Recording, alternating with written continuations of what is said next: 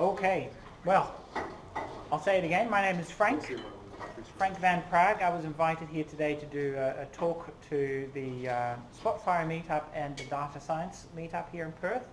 I'm very pleased and happy that I'm able to do this. I have done this presentation before to our user groups in Sydney and in Melbourne, and I'm slated to do one in Canberra next month.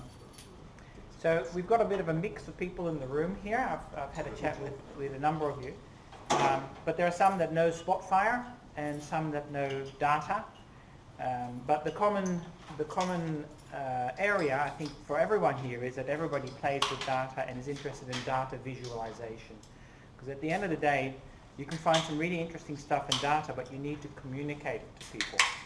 And that communication often is best facilitated by using our brains that we all have in our head. They're just wired for visualization. So if you look at something like what you see here, that immediately tells you something. You see groupings in terms of colors. You see a geographic spatial representation there. Oh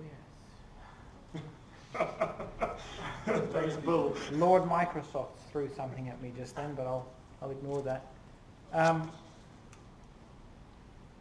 So does anybody recognize kind of what we got here, what that is about? It's actually an oil and gas example, and in short, what we're looking at here is the yield, the unproven reserves for a particular oil field.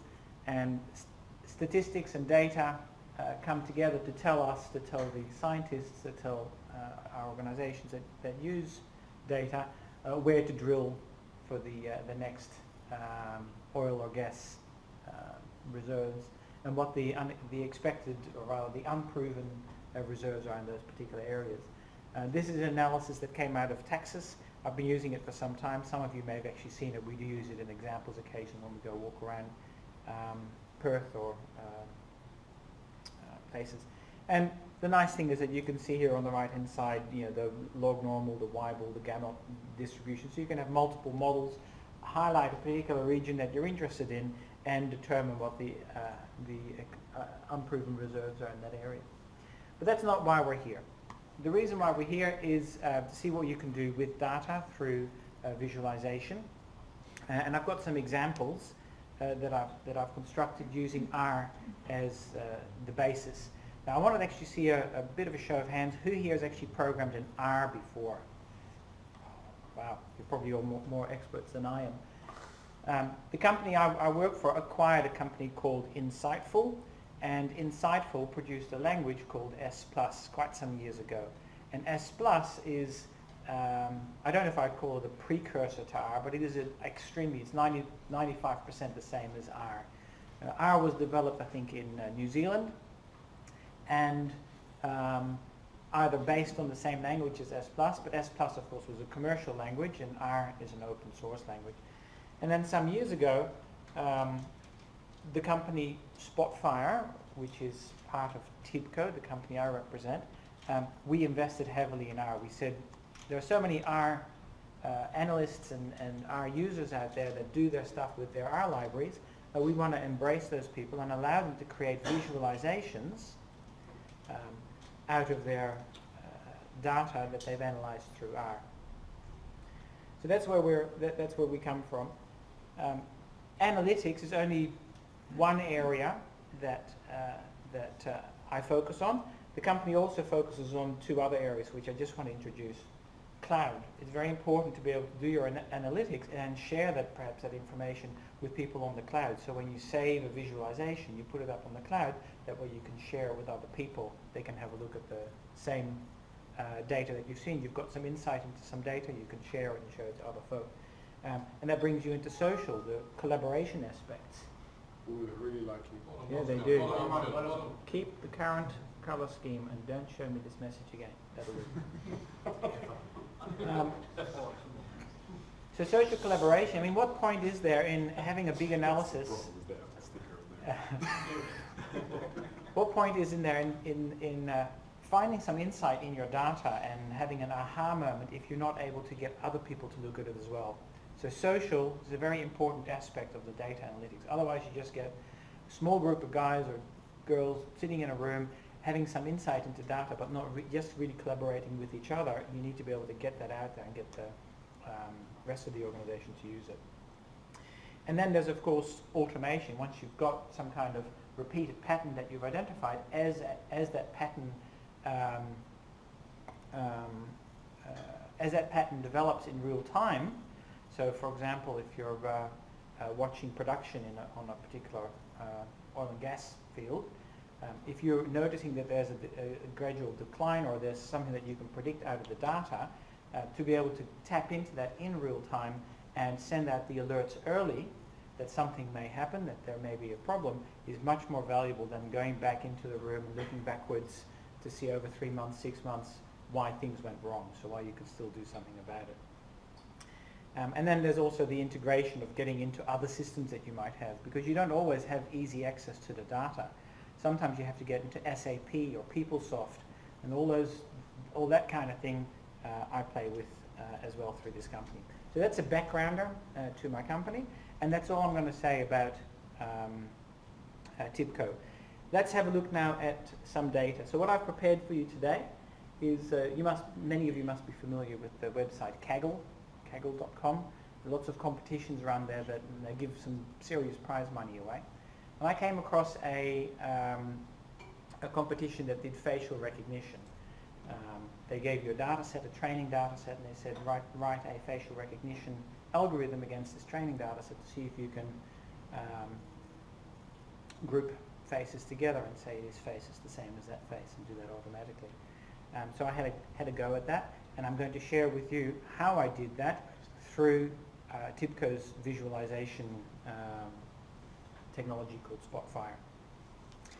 Now, because I wasn't sure, and I'm going to jump straight into Spotfire now, because I wasn't sure how many of you have actually seen Spotfire, what I've done is I've just created a small sample data set, which you can see up there with some names of people, Frank, Peter, Paul, and things that they have purchased, and the category of what they've purchased, whether it was a meal or whether it was office supplies or furniture, the amount, the date, and the number of items or people on which that money was spent. So if it was a meal, might have been 2 or 3 people at that meal.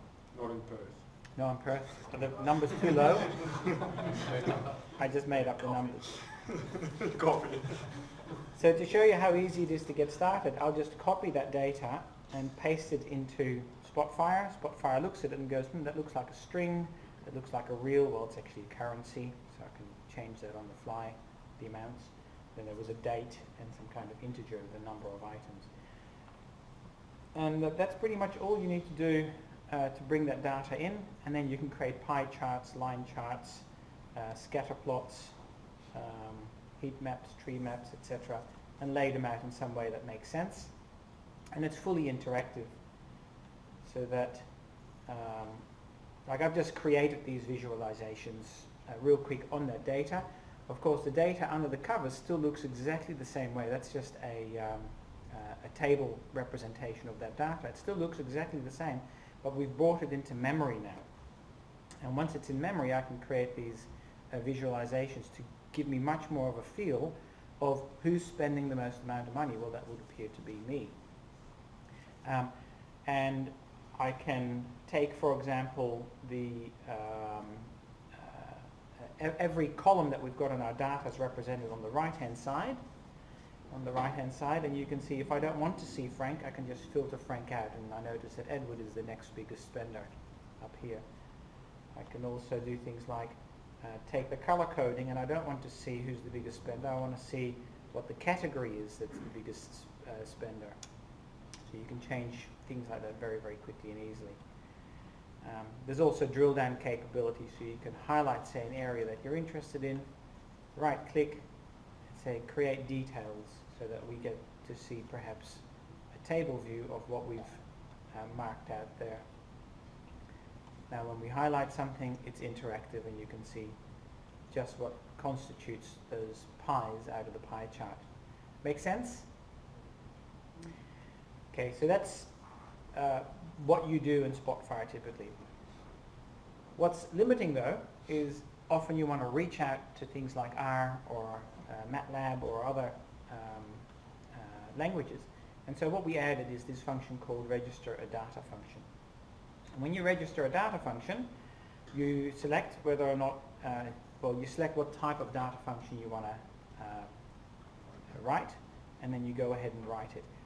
There's about 8 or 9 different languages that we support, and typically you'd need to be connected to the network so that you hook into an engine that executes that language. You write the code here, it sends it to an engine along with the data, looks at the data, does its stuff, brings the data back into Spotfire.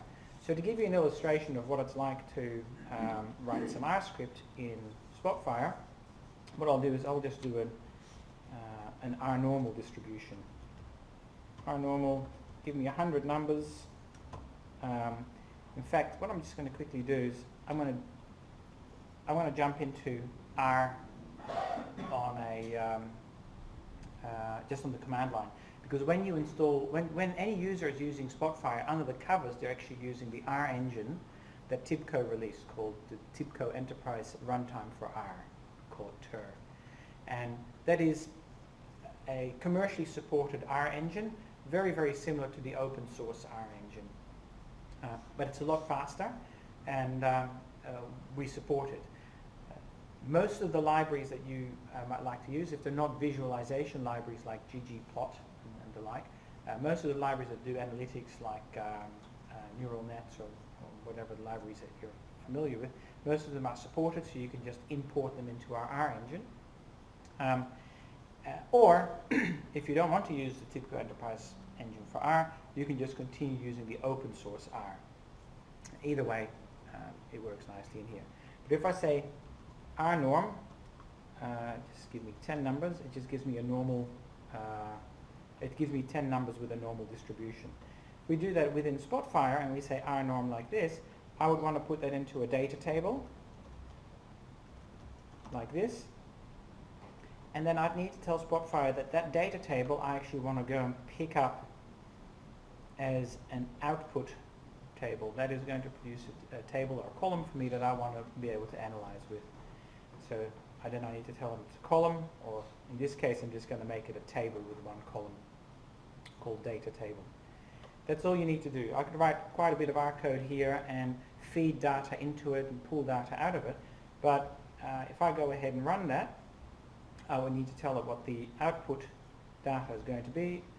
That data table, which is in the R code, is going to become a new in-memory data table called data table, and it's just done that. I won't bother saving it. But if I now create a new tab and look at what data I've got available, I notice there's a new table that's come into memory, not my original data table, which I just pasted in from that spreadsheet, but here's the normal distribution of that R just produced. Just to prove that it is a normal distribution, I might look at that data table, auto bin that column, and maybe put it into 30 bins or 20 bins, like that. So that's how quick and easy it is to start using R from within Spotfire. Having done that, what I'd like to do now is go back to Kaggle, because at Kaggle there was a competition for facial key point detection, and I went ahead and downloaded that data, which I have sitting here, and I did cut it down a bit to 74 megabytes because the original training data, there was quite a lot in there. And what I would do is I would close what I've got open in Spotfire and just drag that data onto there. Now, of course, you could point Spotfire at databases or at any data source, either local on your machine or in some central server environment, because it does have a client-server architecture to it. And I can see that I've got the nose tip X and the nose tip Y. This is an XY coordinate of where in some image the tip of the nose was marked. So all the data is already nicely marked up for me. It tells me where the the center of the eye is, the X coordinate and the Y coordinate. It's beautiful data to get into, to start doing your facial recognition on. The last column that Kaggle gave me, looks a bit complicated. It's all numbers. That's just simply a 96 by 96 grid collected into a single string. And for each pixel in the grid, it just gives you a number, which is the brightness. So if it says 219, that is a, I guess, particularly bright spot, whereas the second pixel is 236, which is slightly less bright, or the other way around. Now Spotfire can load this in beautifully and give you pie charts and bar charts, but what it can't do easily is to turn that into a face. That last column, we would use R to do the parsing of that string and produce a new data table that is perhaps XY coordinates, so that I can just plot greys and the blacks and whites on the in a normal scatter plot. So the plot that I now have is the nose tip Y and the nose tip X. So you can see these are people that had their nose square and center in the picture, but these people have their nose off to one side or the other. It looks like a nose, doesn't it? Yeah, I've turned them into boxes. So let's get into R, because if we just select one of these and we create some details, just to have a look in a table. If I scroll off to the far right, I'll see that image column, which has a lot of numbers in it. I actually just want to see that image column. That's all I actually want to see here. So I'm going to put that up here, like this. And I want to call out to R. And what I will ask R to do, call out to a data function. What I will ask R to do is to run this little bit of code here. I want to calculate the brightness by splitting that string by spaces. I'll split it out into spaces, put it into a list, and then just get a list of integers that are all those numbers in one row. Then I put that into a data frame that is 96 by 96 wide and long. I'll copy that, put that in here, and now I need to feed some data in, because I might highlight that particular, let's highlight this particular data point there, okay? That one that I've highlighted, that I want to pass in through, I want to pass the string in through this variable, and so I'll call that an input parameter. That's going to be a long string, and it'll be a column, but there might be multiple values. If I highlight more than one, it'll be a number of values. That's coming in, so that's the input parameter, and then this is the output parameter. And that's going to be a data table image. So I've got my input parameters, my output parameters. I now want to go ahead and run this. I'm going to check this button, very important button to check. Refresh function automatically. When I change my marking, when I change my highlighting, I want this function to run again to turn that string into a face that I can represent. That's why I check that button that says refresh function automatically. And I'll tell it I want the column called image, which is that column there. Whatever I've marked in green, which is what I'm marking up the top here. That's what I pass in, just a string. And the output is going to be a data table, which I'll call image, imge. We're done. So I don't even need to save this function to the server because it's built into the analysis. If I save it to the server, then somebody else could also use that R code that I've got there, but I didn't want to bother with that. But what we'll see now is we have a new data table in memory called imge with x and y and brightness in it. And that is exactly what I'm going to plot up here. The data table imge, and bang, there it is. It looks like a face. But of course we want to reverse the scale, and I want to change the colors because the black should be white and the right should be back.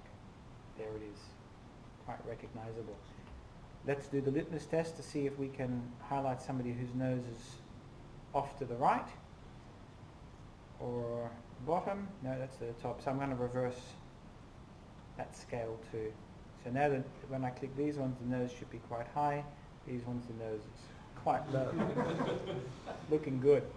Don't know that guy. All right. That's how quick and easily we should be able to get into our data. Admittedly, it took me 10-15 minutes to work out that R function, but there was no other way that I was going to be able to turn that into a face. Next thing is, how can we do some face recognition? What's a nice face recognition algorithm? Well, I started to do a little bit of reading, and this stuff is hard. So I thought, I don't want to do anything that's hard. What I'll do is I'll just do some, because I noticed that they were doing all kinds of distances, calculating things. Thought what I'll do is I'll just calculate the distance between the two eyes, okay?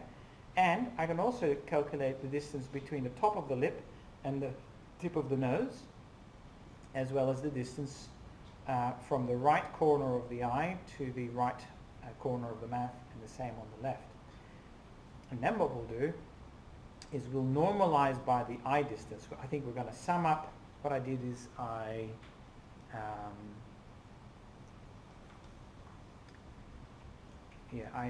took the tip of the nose and the center of the top lip, this one here, and then divided it by the eye distance to kind of normalize it so that you could compare it between different people.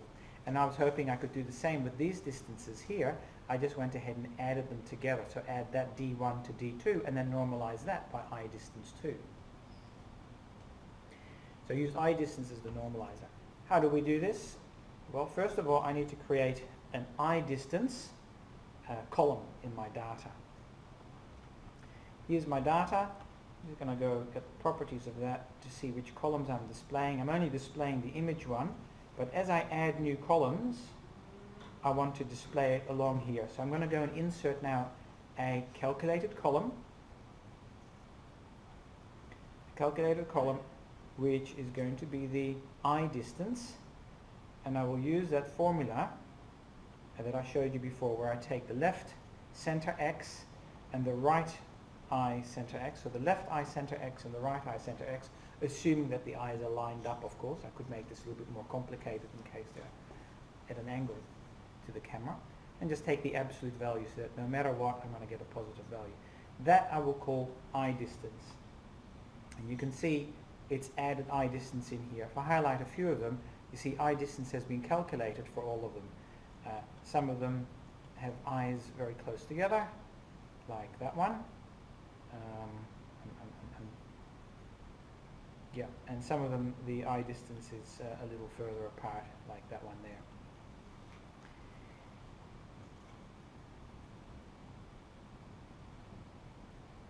I have to actually click on the, in order to visualize it, I can only click on this scatter plot on the left. Okay, next we would want to do this crude facial recognition factor, which is the slightly more complex formula to normalize using the eye distance. And I'll insert that as a column as well. Insert a new calculated column called crude facial recognition factor. I paste in that formula, and I notice that that's going to give me some number followed by a colon followed by some other number. Those are the two normalized measures, and there they appear on the right hand side, the crude facial recognition. Alright, I'm quite happy with that. Let's actually do a quick test. I'll just make that look like a list box so I can see some of the numbers. If we just pick, say, those ones there, we can see a face, and we can see a face there, and they're already very similar, so that's good. If we go down the list a little bit, there might be some other similar ones.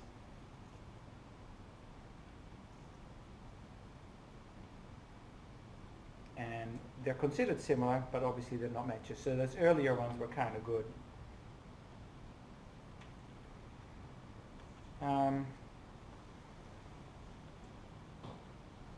Yeah. So what you saw just now, let me just show it again. I did these earlier, and I could tell that they were definitely the same face. These ones got a face recognition string of 0.13 and 0.29, and as I highlight them, you see that it's the same guy's face. So that's decent. The next step is I might want to share my algorithm with others. So I might put a note up here saying, check this out.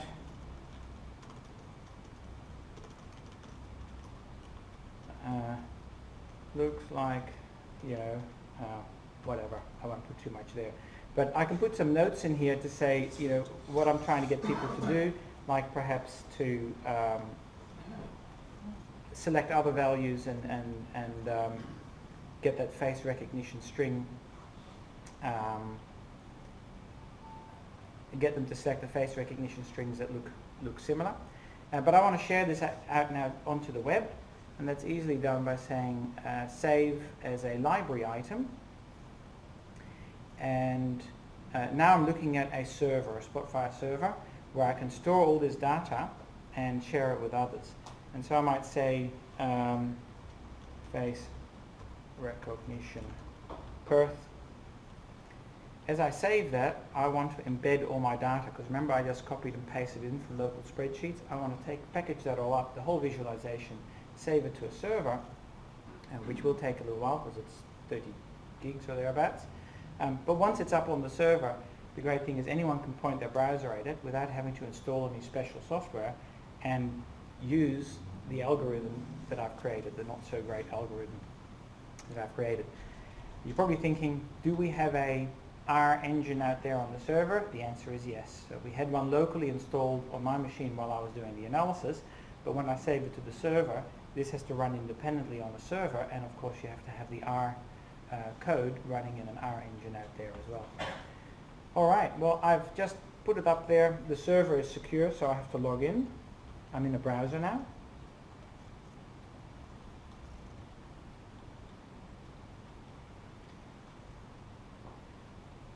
And out on the server, this is now loaded into memory, and we get exactly the same functionality so that other people can go and check this out and say this is cool, or you know, this is an interesting face.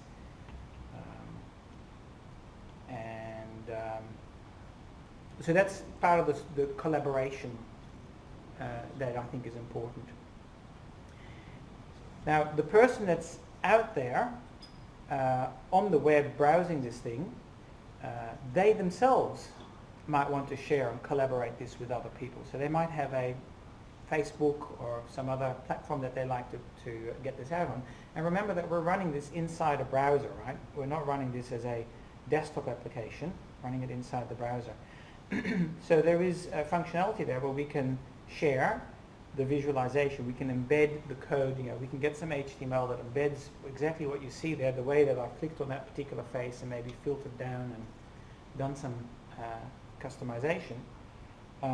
We can capture that and perhaps put it on in our Facebook page or on the Kaggle discussion groups.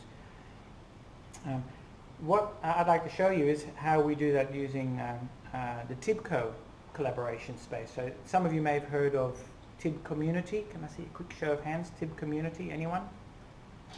Okay, a few people. So TIB Community is an area that TIBCO users go to discuss TIBCO problems and to show off the work that they've done inside TIBCO toolsets or questions that they've got.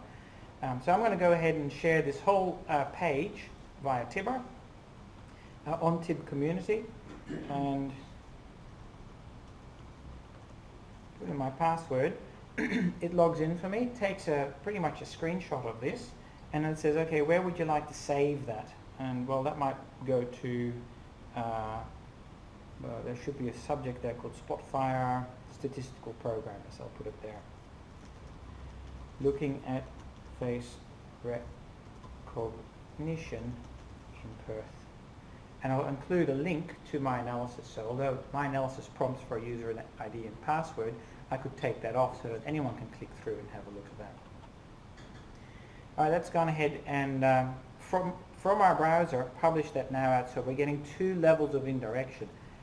I published it as an author to the web. Somebody on the web did something interesting with it, played with the data, had their own insight into the data, and wants to share that with their community of users. Just to show you that really did work, if we go to TIB Community now,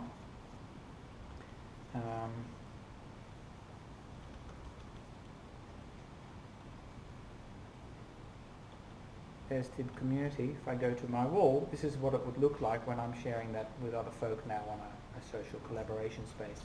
You can see a link and you can see an image of what I did with it. All done through the browser now by the end user. All right. Well,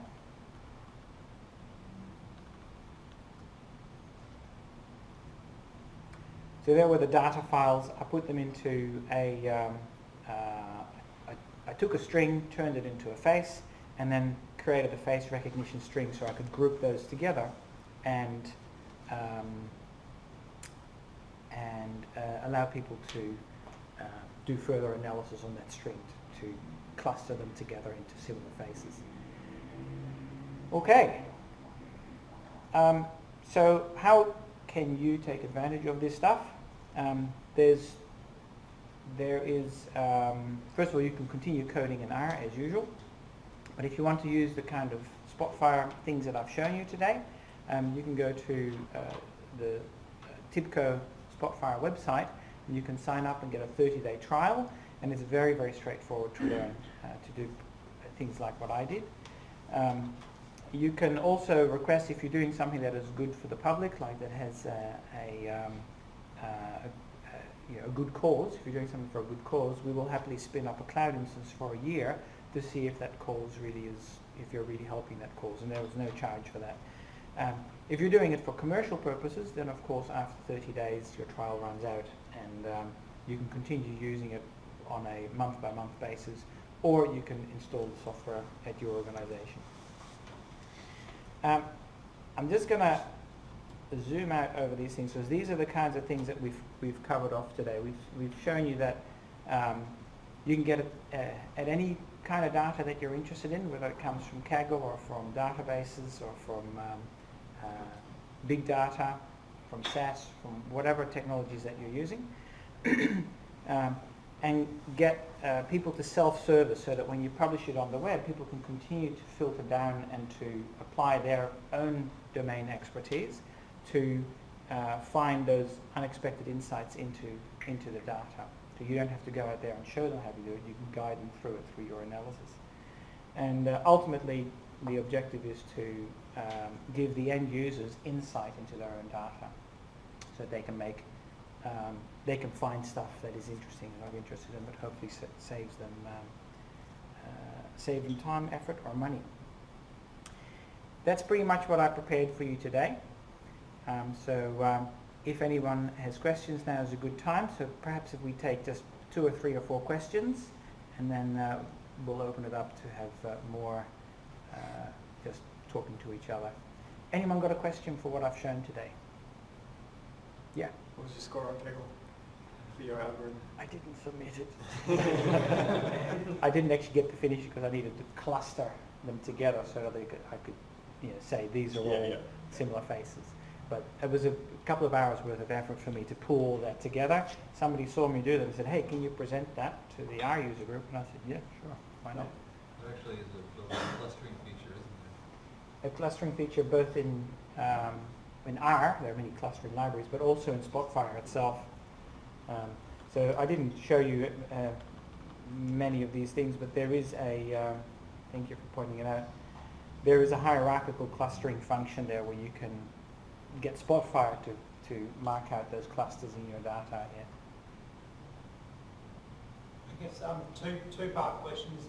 Is the R installed by default from the Spotfire service? And I think it was. And then the second part, do you actually have like a development environment for R? Yeah. built into the Spotfire? Like, you know, apart you just have the text, but there's no colour Yes. coding or keyword suggestion. Yes. Or... So the first part of the question is R installed by Spotfire? Yes. If you install Spotfire, the client that goes onto a desktop, it will suck R from the server and install R locally. That's how I managed to get into this R command line. The second, and of course the same at the server. If you install the Spotfire server component, you'll have R available there, so that no matter where it's running, it will be able to do its stuff. You've got to be a little bit careful about loading up libraries, because you have to load them locally and declare when you're writing your code which libraries you're using, so when it goes to the server, it can import those libraries. Second part of your question, which is a development environment for R. We don't provide a development environment for the TIBCO Enterprise Runtime for R, but we will encourage you to use RStudio. And TER, our engine, will quite happily allow you to debug in RStudio. So you get all the nice color coding and highlighting and saving your workspace. And you can put breakpoints in and see where your code is not working as expected. Sure. Seems like in your example that you've used R to kind of transform the data to try and find insight. I was just wondering if you've come across anything in R to kind of have machine learning. So if you've got a massive data set, it can say, you know, I played with Spotfire and you can, you know, just change things forever, and you, oh, well, that's interesting. I wonder if there's any way you can kind of get R to bring into focus where correlations seem to be stronger. Yes. To kind of just filter out all the information that's not so interesting and just kind of give you a small snapshot of it. Absolutely, I love the question. So any kind of visualization technology is good to get a handle on the data that you've got, just so that you can swim through it from different angles and filter some stuff out that seems to be noise, so you can get to understand your data set. As soon as I go on site with any customer, I always allocate the first hour. I say, please don't bother me, I've got access to your data now. I need to have a look. I need to understand and comprehend what we've got here. And that's what's fantastic about visualization tools. But next, those visualization tools need to be able to give you the ability perhaps to create models automatically, because you've got a good training data set here, where the training data set might tell me, yeah, this face, and this face, they're exactly the same. That's Joe Blow. And that face is, you know, somebody else. With a training data set, and I did show this actually at an earlier presentation here in Perth about 3 or 4 weeks ago, we can do we're actually using R under the covers, but it's Spotfire that's using R under the covers. We can create perhaps a classification model that says, you know, this is an ugly face and this is not an ugly face. You've got a training data set where they're all clearly marked out. I could then do, actually let me go ahead and do it, okay? So I'm going to say these faces up here, they're ugly, okay? They're ugly. So what I'll do is I'm going to add a new column into our data, and I'm going to call him ugly indicator, okay? And I'm going to call these guys are going to be marked as ugly. So I've just literally tagged those ones as ugly. You can see the ugly indicator there now. Upload to server. Okay, so that's a very nice categorical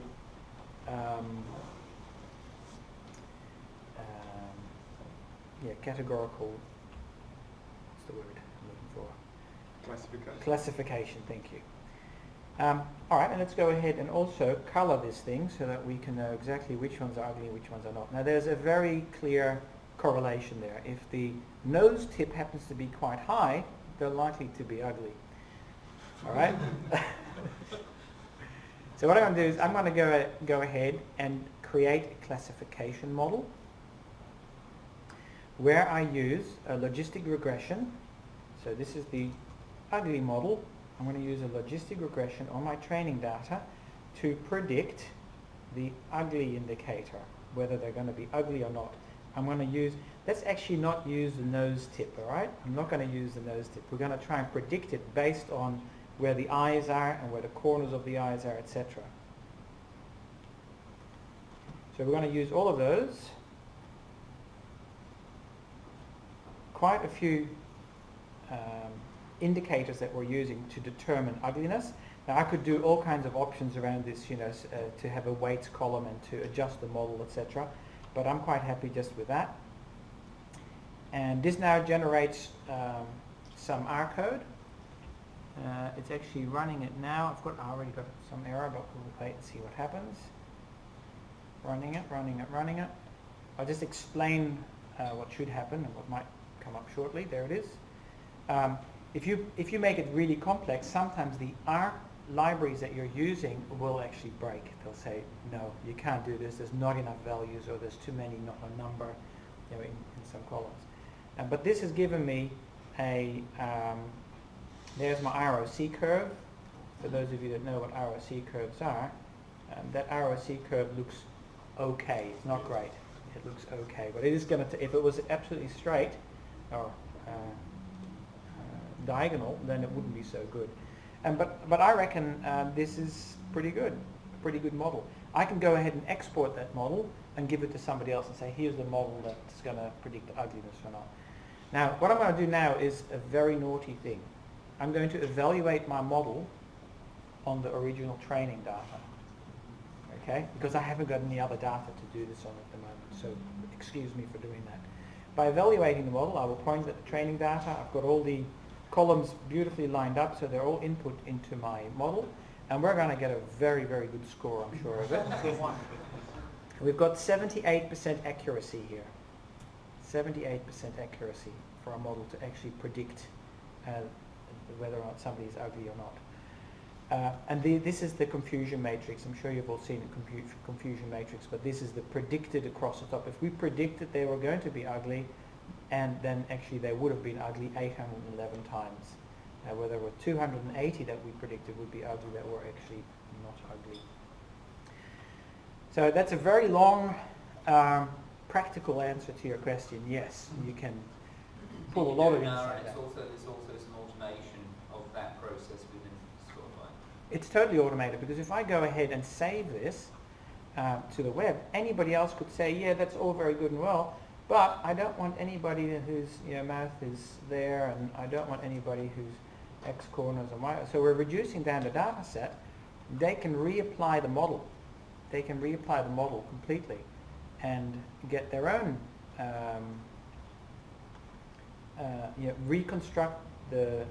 rerun all that data through the model just based on what they've just filtered out on, and that might give them a better outcome. So it's very, very interactive.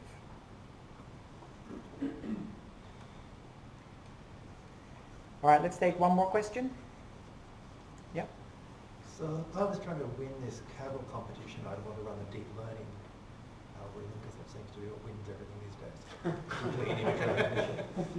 And if I was going to do that in R, I'd probably call out to a web service like H2O to do the work in the cloud for me, because there's no way my laptop's going to support that kind of modeling. Yeah. Can I do that from the typical interface you've just shown, or the script sandbox? Love your question again. No and yes. No, because TIBCO, it's an integration point, out with the web. That's an API that you want to call. But I can write R code to hit that API. Bingo. Why not write R code and invoke that R code from TIBCO? So I do that all the time. Like, for example, I want to get the latest update on where gold is trading right now. There's a web service call that I can just code in. Actually, there's a web page. Let me show you. I've got that code somewhere. I'd have to find the code. But it's a one-liner where you just say, here's the URL in my R code. Go load that up, turn it into a table, or extract this value and return that back to Spotfire. It's the same if you've got some API or something in the cloud that can analyze 200K of very specialized data and spread it out across 10 servers or 100 servers. You go do that in R, and Spotfire will quite happily wait while you're continuing to interact with your application. So while it's actually doing the work, you don't even notice in Spotfire. You can continue to work away while that data is coming back. And by the time it comes back, your data table will be updated. The answer is yes. All right, I'm going to stick around I think it's very important for us all to mingle and talk, because that's what these things are about. It's not about, you know, what I can show you with the company that I work for and how I play with data. It's about mingling with each other. So please stay around, talk to each other, and that's pretty much all I've got. Is there anybody else who wants to close off from the meetups? Yep.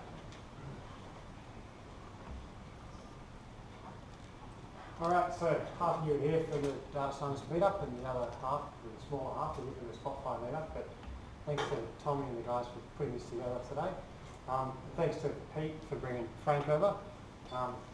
Thanks, Pete's back corner. He's the Tipco sales guy here in Perth. So if you want to buy any of this stuff, come talk to me, and as a partner, I'll sell it to you much cheaper than he will. But when it breaks, we'll go to him, and he'll clobber the guys in the US to get it fixed. So there is a community here that we're putting together around Spotfire and around analytics, which is how Tommy and myself have come to know each other. So I think there's a fair bit of overlap. There's a lot of people that are doing analytics with R, and TER is something that's, I think, pretty impressive for anyone who's using R on a daily basis. So as a partner here with Tipco and with the Frontier Group, if you have any of these kind of questions, you can come and talk to us. We run Spotfire meetups typically on a Tuesday morning at a local cafe, and we get together and we have a bit of a chat.